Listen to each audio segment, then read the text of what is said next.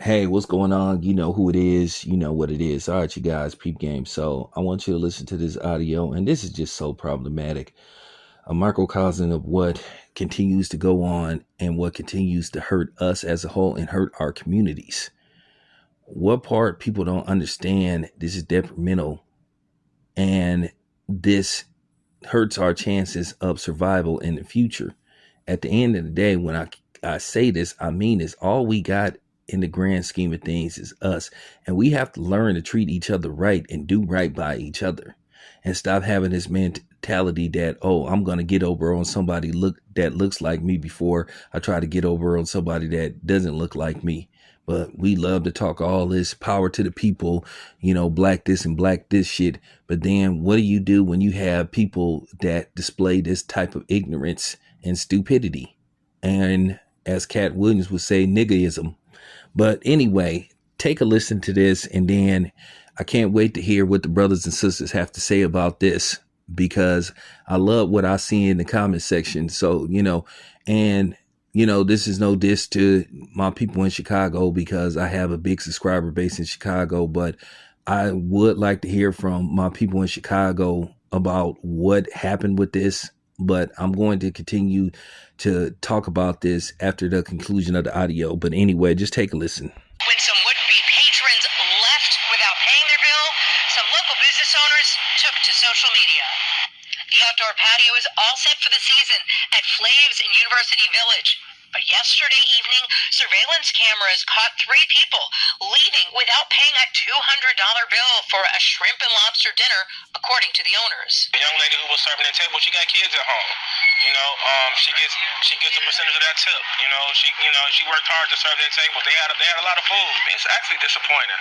It's very disappointing to see that from the community that we actually serve, because we pour into our community. We're a small business, and I see this happening so often to a lot of different small businesses throughout the city. And we got to do something. What they did, posted on social media. Owners Phil Simpson and Andrew Bonsu say it wasn't long before people online identified the trio. Simpson said he's been texting one of them, and someone actually offered to pay their bill. But Simpson says it's a bigger issue of would-be patrons taking from servers and this black-owned business that struggles to keep prices affordable despite the cost of goods and services going up. They apologized. They sent someone up here to pay the bill, but I declined to accept it. At that point, it was just like, we're gonna pursue this the right way. We hard-earned money to set that up for our community, and to see things like this happening, it's kind of like, it's tasteless. It's important to, now to at least let them know, like, Flaves is not gonna be tolerating the dine and dash. The owners hope that word is spreading on social media so that those who might be tempted to dine and dash would consider who they're hurting. Okay, so those were the owners of the establishment in Chicago. I've never been to Chicago, so if anybody from Chicago know what part of the city this restaurant is in or what district it's in, let me know. But to make a long story short, basically these are some, black business owners. They own the seafood restaurant, and basically they had some people that dined outside, ran up a $200 tab, and basically just ran out of there without paying. And they got caught on camera, and basically, to make a long story short, people recognize who the people was, and it appears that the owners had the people's cell phone numbers, because basically I guess they had a waiting list, and they basically had to leave their name, because sometimes when you go to restaurants, you have to wait until a table is available, so you have to leave your name and your cell phone number, and when a table is available, then they will text or call you. So those people left their number. So basically the man, one of the owners, was texting the people about the tab, and luckily people knew who they were, and they basically, alerted them to the owners. The owners appear to have their names and information, and basically they filed a police report, and they are pursuing charges against them. Now, unfortunately, at the very least, they're just looking at probably a misdemeanor infraction, and in all likelihood, they'll just be told to stay away. Now, a lot of people felt bad about what happened at the restaurant. So basically, the people that did the dine and dash apparently contacted the people and apologized, and basically they told them that they would pay, and then basically they sent somebody up there. You know, they wasn't man or woman enough, because it was a man and two women. Very sad. And in all likelihood, they looked like they were black, because the owner said they were black.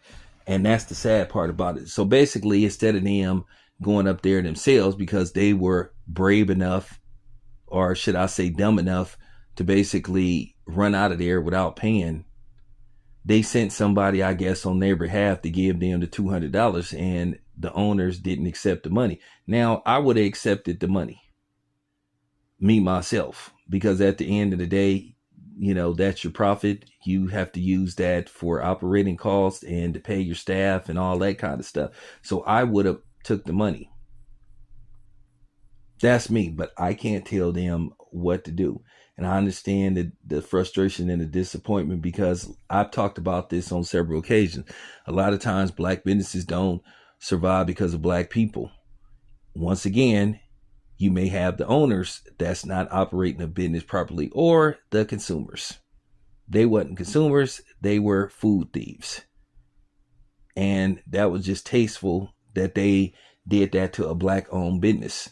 But yet, here we are talking about we need to work together as a community, but then you have people that look like us stealing from the community. And that was just fucked up. That was just flat out niggerism. And shout out to the people that reported them. And I don't want to hear nothing about that, oh, they snitched on them. This, once again, get out of here with that fake street snitching shit. I have no problem with what got did. Think about it. Wouldn't you want the person that stole from you to be identified? And that's just real talk. We got to stop this stuff. We got to stop doing this to each other. We love to talk about what the white man and what everybody else do to us, but what about what we do to each other? Then people ought to be ashamed of themselves. And if you listening to this video and you are subscribed to my channel, please unsubscribe. I don't fuck with people like you. And that's just real talk. I'm not saying that I'm perfect, but one thing about me, I'm very keen on supporting black businesses. You've seen me practice what I preach. Okay? But for them to do that, that's just a horrible thing. And once again, I'm glad that people aired their asses out and let the owners know who they are. And to be honest with you, I think they faces should be plastered all over social media. You know, names, all that stuff. You know, and I don't want to hear this stuff about from them. Well, you know, we tried to pay him. We tried to pay him. The point was, you should have just paid in the first fucking place. Should have just paid. Their faces should be put out there so we can know what they look like, and we should refuse service to them anywhere they go. And they don't look like no teenagers neither. They look like some people that's like in their mid-20s, maybe early 30s. I hope they ain't older than that, because that make it even worse. But nevertheless, once again, it's bad enough you had Wallow talking that goofy shit about black businesses and all that, but then to a certain degree, you proving his point. You know, you had the incident with the ice cream dude that basically tried to screw like black people, kids. Gave him $500 to pass out ice cream. And then he tried to pass out like 14 ice cream bars, and then tried to say that the money was spent. And basically when everybody, you know, went in on the dude and basically ran his name and let people see what his ice cream truck looked like in St. Louis. He was out of St. Louis. Then all of a sudden, oh, I gave the money back. That ain't the point. It's just what you tried to do. You tried to hustle people.